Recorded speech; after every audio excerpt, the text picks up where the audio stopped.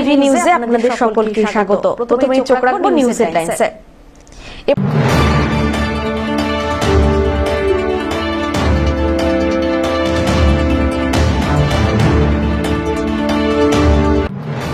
বিতর্কে বইমেলা। বইমেলার উদ্বোধনী অনুষ্ঠানে আমন্ত্রণ পাননি জলপাইগুড়ির বিজেপি সাংসদ জয়ন্ত কুমার রায়।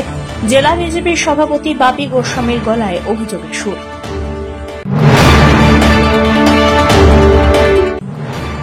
জলপাইগুড়ি শহরের সরজেন্দ্র দেব রায়কোট সাংস্কৃতিক কলা কেন্দ্রে 3 দিনব্যাপী শুরু হল জেলা আয়ুষ মেলা। জেলা স্বাস্থ্য ও পরিবার কল্যাণ বিভাগ আয়ুষ শাখার পক্ষ থেকে করা এই মেলা চলবে আগামী 10ই জানুয়ারি পর্যন্ত।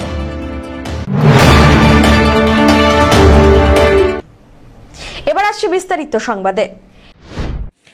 শেষ দিনেও বিতর্কে বইমেলা। বইমেলার উদ্বোধনী অনুষ্ঠানে আমন্ত্রণ পাননি জলপাইগুড়ির বিজেপি সাংসদ জয়ন্ত কুমার রায়।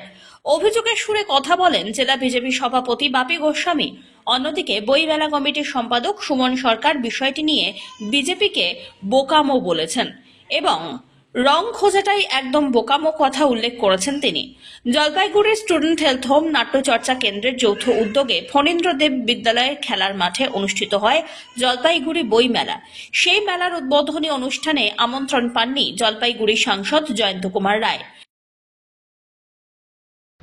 জলপাইগুড়ির একটি স্কুলে বইমেলা করছেন, সে উদ্বোধনে তৃণমূলের জেলা সভাপতি মহুয়াদি, প্রাক্তন সংসদ দ্বয় সম্মানীয় জিতেন দাস মহাশয় এবং দেবপ্রসাদ রায় মহাশয়, তৃণমূলের সম্মানীয় জলপাইগুড়ির বিধায়ক সহ সমস্ত লোকের সাথে নিয়ে জিতেন বাবুরা কংগ্রেস এবং তৃণমূলের লোক একসাথে বইমেলা করছে। অথচ দুর্ভাগ্য যে জলপাইগুড়ির বর্তমান সাংসদ সম্মানীয় সর্বজন শ্রদ্ধেয় জয়ন্তদাকে তারা একবারও তাদের এই আমন্ত্রণ পত্রে রাখার প্রয়োজনীয়তা মনে করেনি। এই সিপিএম কংগ্রেস তৃণমূল যে আজকে এক, সেটা জলপাইগুড়ি বইমেলা আমরা দেখতে পেলাম। প্রথমে লাল রঙের স্টল, আবার বহু প্রচলিত এক সংবাদপত্রে আমরা দেখলাম বা আমরা সচক্ষে দেখলাম পরের দিন সে লালের স্টল হয়ে গেল সবুজ আর সাদা। এটাকে আমরা ধিক্কার জানাই এই রামধনু জোটকে। সে বিষয়টিকে নিয়ে বিজেপির জেলা সভাপতি বাপি গোস্বামী মুখ খুলতেই এ বিষয়ে বইমেলা কমিটির তরফ থেকে পুরো বিষয়টিকে নিয়ে রাজনৈতিক রং লাগানোর চক্রান্ত করে দাবি জানালেন মেলা কমিটি। যদিও এদিন শেষ হলো বইমেলা। একটা অভিযোগ করেছে নাকি আপনাদের যে উদ্বোধনের সময় কাউকে বিজেপির সাংসদকেও ডাকা হয়নি, একটা দলের বিষয় উনি প্রশ্ন করেছেন। যদি বলেন জলপাইগুড়ি বইমেলা, জলপাইগুড়ি শহরের বিশিষ্ট মানুষদের উপস্থিতিতে এই মেলা হয়েছে। এই মেলার কোনো রং নেই। এই মেলা জলপাইগুড়ি শহরের সকল মানুষদেরকে নিয়ে করা হয়েছে। এখানে রং খুঁজতে যাওয়াটাই বৃথা।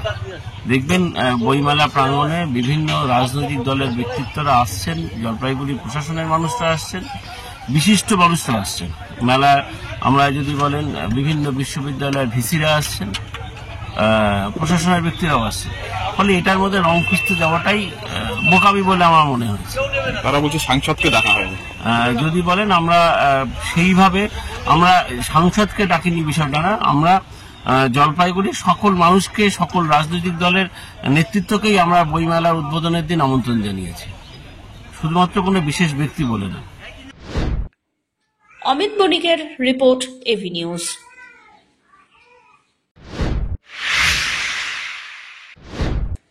জলপাইগুড়ি শহরের সরজেন্দ্র দেব রায়কোট সাংস্কৃতিক কলা কেন্দ্রে 3 দিনব্যাপী শুরু হল জেলা আয়ুষ মেলা। জেলা স্বাস্থ্য ও পরিবার কল্যাণ বিভাগ আয়ুষ শাখার পক্ষ থেকে করা এই মেলা চলবে আগামী 10ই জানুয়ারি পর্যন্ত। সোমবার তার প্রথম দিন। এবছর আয়ুষ মেলার 2তম বর্ষ। প্রদীপ প্রজ্বলনের মধ্যে দিয়ে আয়ুষ মেলার শুভ উদ্বোধন হয়। উপস্থিত ছিলেন জেলা মুখ্য স্বাস্থ্য আধিকারিক অসীম হালদার, পদ্মশ্রী মঙ্গলাকান্ত রায়, জেলা পরিষদের সভাধিপতি কৃষ্ণা রায় বর্মন, অতিরিক্ত police super Sandip Sen, Jalpaiguri government medical কলেজের প্রিন্সিপাল প্রবীর কুমার দেব প্রমুখ।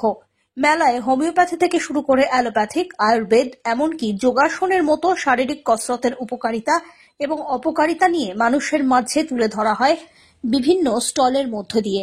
মেলার পাশাপাশি কলা কেন্দ্রের ভিতরে সাংস্কৃতিক অনুষ্ঠানেরও আয়োজন করা হয়েছে। মানে আগের বছর আমরা প্রথম শুরু হয়েছিল জলপাইগুড়ি আয়ুষ মেলা।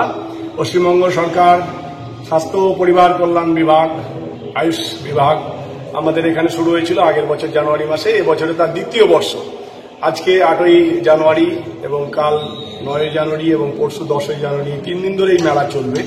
এই মেলার মূল উদ্দেশ্য হল আয়ুষ পদ্ধতি, আয়ুষ চিকিৎসা পদ্ধতির প্রচার এবং প্রসার, মানুষের মধ্যে, জনসাধারণের মধ্যে চেতনা বৃদ্ধি করা এবং আয়ুষ চিকিৎসা পদ্ধতি যে একটি দারুণ সুলভ এবং সুন্দর চিকিৎসা পদ্ধতি এবং এর দ্বারা মানুষের আয়ু বৃদ্ধি থেকে শুরু করে মানুষের স্বাস্থ্য সমস্যা সবকিছুর যে সুরাহা করা যায় তার একটি আমরা বার্তা এই মেলার থেকে দেওয়া হয়। এটা প্রত্যেক জেলার থেকেই হচ্ছে, প্রত্যেক জেলাতেই।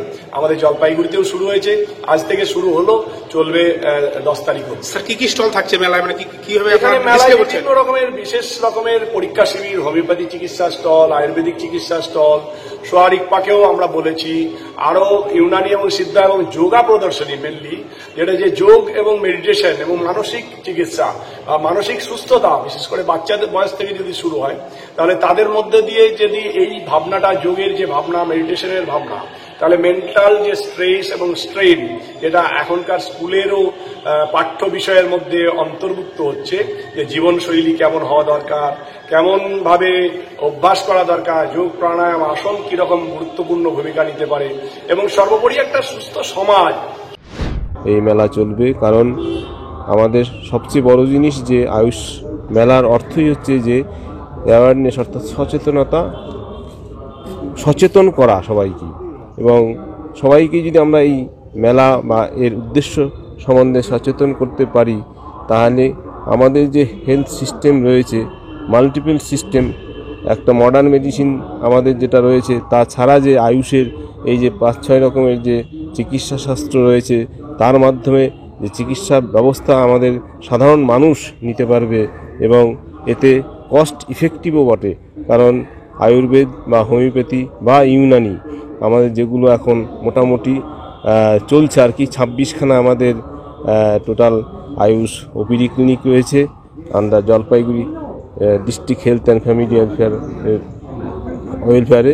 এছাড়া আমাদের জেলা পরিষদেও আয়ুষের ব্যবস্থা রয়েছে, সেটা হচ্ছে যে সেখানে বিভিন্ন রকমের যে জিপি বেস ক্যাম্প হয় বা ওপিডি ক্যাম্প হয়।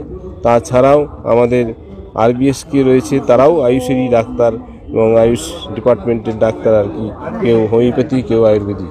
এবং এইভাবে যদি আমাদের সমস্ত সিস্টেম একই পিএইচসিতে যদি বা ব্লক পিএইচসিতে যদি 2 রকম বা 3 রকম চিকিৎসা শাস্ত্র আমরা চিকিৎসা দিতে পারি তাহলে সাধারণ মানুষও সেখানে জানতে পারবে যে আমাদের চিকিৎসার কোনো হবে না। কারণ কেউ যদি মনে করে যে আমি আয়ুর্বেদ চিকিৎসা নেবো, সে আয়ুর্বেদ নিতে পারবে, কেউ যদি মনে করে হোমিওপ্যাথি নেবো, হোমিওপ্যাথি নিতে পারবে, কেউ যদি ভাবে যে আমি অ্যালোপ্যাথিক চিকিৎসায় যাব, অ্যালোপ্যাথিক চিকিৎসাই সে পাবে। সব্যসাচী মজুমদারের রিপোর্ট, এভি নিউজ।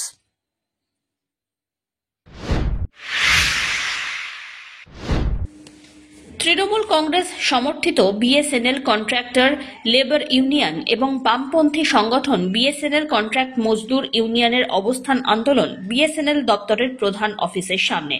সোমবার বিএসএনএল এর দপ্তরে প্রায় 100 জন অস্থায়ী কর্মচারী আন্দোলনের সঙ্গে যুক্ত হন।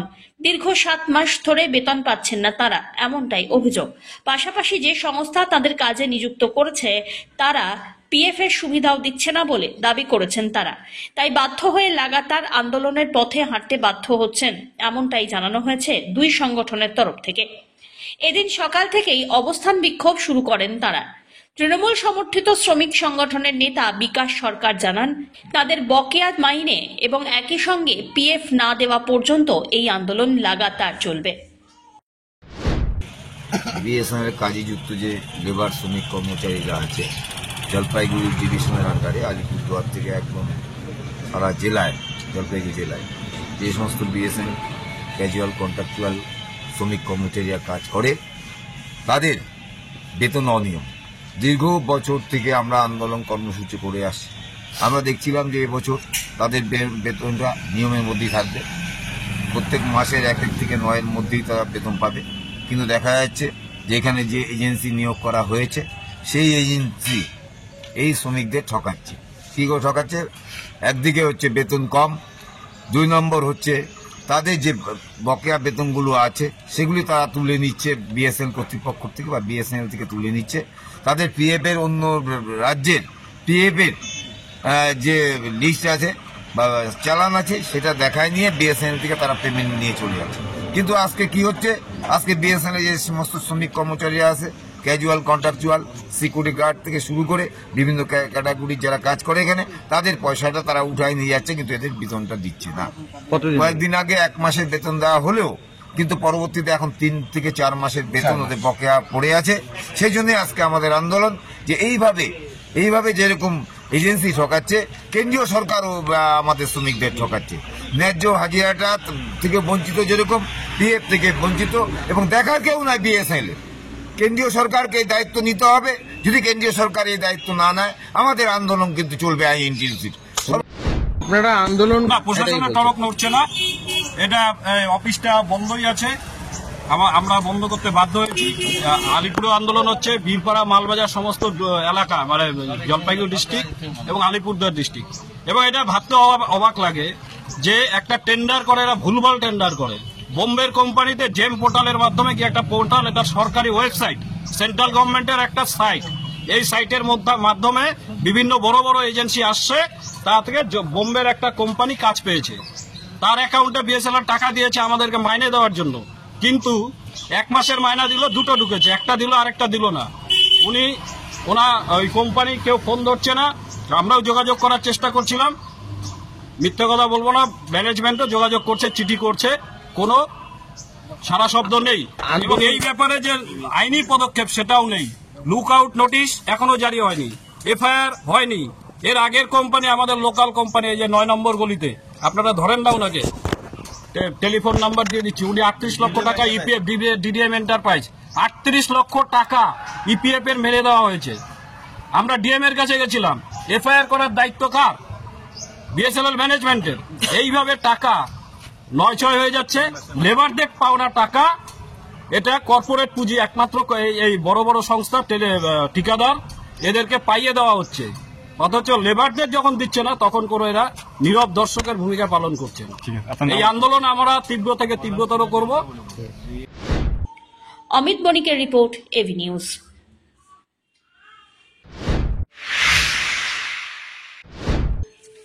সপ্তাহের শুরুতেই ঠান্ডার পরিবেশ বিভিন্ন জেলার সঙ্গে জলপাইগুড়িতেও। শীতের আমেজ তৈরি হয়েছে গোটা জেলা জুড়ে। ঠান্ডার পোশাক পরে বের হচ্ছেন অনেক মানুষ। যদিও তেমনভাবে ঠান্ডার পরিবেশ দেখা না গেলেও আগুন জ্বালিয়ে রোদে শরীরকে গরম করছেন বয়স্ক মানুষজন।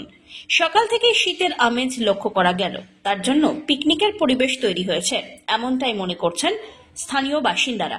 যদিও বেলা বাড়ার সঙ্গে সঙ্গে রোদের দেখা মিলেছিল সোমবার, তবুও অনেকটাই ঠান্ডার দিন কেটেছে এই দিনের সকালে। আজকে বেশি ঠান্ডা আছে কালকে থেকে। আজকে যেরকম ঠান্ডা আছে, পিকনিক খাবার ঠান্ডা। ওই সকালে মন্দির ফন্দির হাঁটছি, ঠান্ডা লাগছে পুরা, এই আগুন পোয়াচ্ছি কত। গত কয়েকদিন থেকে তো ঠান্ডাটা কমে গিয়েছিল অনেকটাই। হ্যাঁ, কয়েকদিন থেকে ঠান্ডা। আজকেটা বেশি আছে সকালে। অমিত বণিকের report, AV news.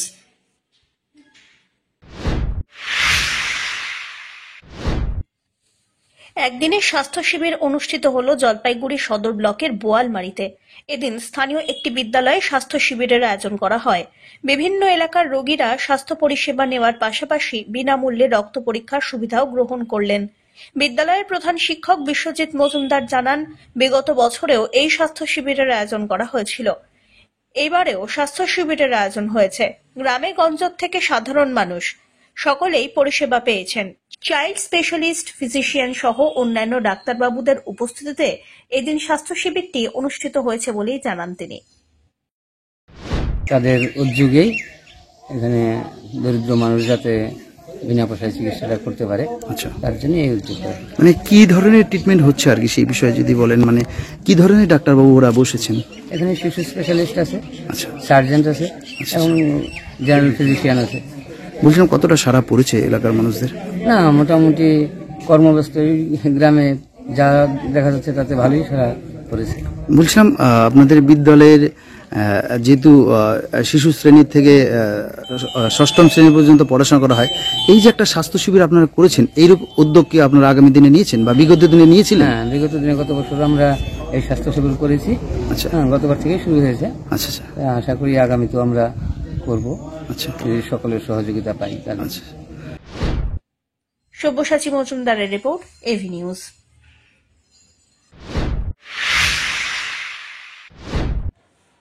Ranjan Sen memorial championship Dulal Ranjan Bhowmik runners up trophy irrigation cup অনুষ্ঠিত হচ্ছে জলপাইগুড়ির মাঠে। Inter office knockout cricket tournament সোমবার সূচনা হল এফইউসি ময়দানে। 17 জানুয়ারি পর্যন্ত চলবে এই টুর্নামেন্ট। জলপাইগুড়ির বিদ্যুৎ দপ্তর এবং দমকল দপ্তরের মধ্যে অনুষ্ঠিত হয় এই দিনের খেলা। জলপাইগুড়ির ইরিগেশন দপ্তরের দায়িত্বপ্রাপ্ত কর্মকর্তারা এই খেলার সূচনা করলেন এই দিন। মোট 12টি দল খেলছে টুর্নামেন্টে। সবাইকে শুভ সকাল। খুব সুন্দর দিন, খুব সুন্দর পরিবেশ, মাঠে এসে ভীষণ ভালো লাগছে। বহুদিন বাদে বোধহয় আমি মাঠে এলাম, থেকে অনেক দূরে হয়ে গেছিলাম ব্যস্ততার কারণে, বিভিন্ন ঝামেলার মধ্যে। খেলা মানুষকে এক যোগাযোগের সুযোগ করে দেয়, মেলবন্ধন করে দেয়, অসম্ভব রকমের একটা ভালো ফিলিংস হয় এখানে এসে। সেটা আবার আমি নতুন করে টেস্ট পেলাম যে এতগুলো লোকের সঙ্গে আলাপ আলোচনা প্লাস কাছাকাছি আসা। মোবাইলের যুগে সবাই ব্যক্তিগতভাবে ব্যস্ত থাকেন, অফিস ছাড়াও বাকিটা মোবাইলে কাটিয়ে নেয় বেশিরভাগ লোক। অমিত বণিকের রিপোর্ট, এভি নিউজ।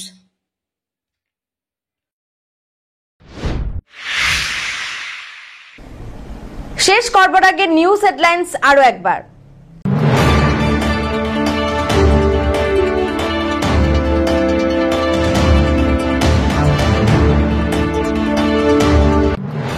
বিতর্কে বইমেলা। বইমেলার উদ্বোধনী অনুষ্ঠানে আমন্ত্রণ পাননি জলপাইগুড়ির বিজেপি সাংসদ জয়ন্ত কুমার রায়।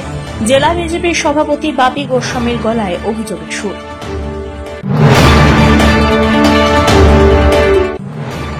জলপাইগুড়ি শহরের সরোজেন্দ্র দেব রায়কোট সাংস্কৃতিক কলা কেন্দ্রে 3 দিনব্যাপী শুরু হল জেলা আয়ুষ মেলা। জেলা স্বাস্থ্য ও পরিবার কল্যাণ বিভাগ আয়ুষ শাখার পক্ষ থেকে করা এই মেলা চলবে আগামী 10 জানুয়ারি পর্যন্ত।